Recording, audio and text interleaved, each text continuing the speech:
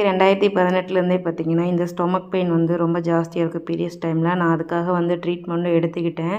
But ஆனால் அப்பப்போ வரும், போகும். ஆனால் இந்த டைம் வந்து பார்த்தீங்கன்னா, ஆல்ரெடி எனக்கு கர்ப்பப்பையில ஒரு கட்டி இருக்குது. அது இன்னும் ரிமூவ் பண்ணலை. அதனாலே பெயின் ஜாஸ்தியாக இருக்கும். மந்த்லி பார்த்தீங்கன்னா ரொம்ப அதிகமாக இருக்கும். என்னால் ஆக்டிவாகவே இருக்க முடியாது. ரொம்ப சிரமமாக இருக்கும். இன்றைக்கி நான் பசங்களுக்கு எதுவுமே செஞ்சு கொடுத்து விடல. நைட்டு செஞ்ச சாப்பாடு பழைய சோறு இருந்துச்சு. அவனுங்க கிளம்பிட்டானுங்க.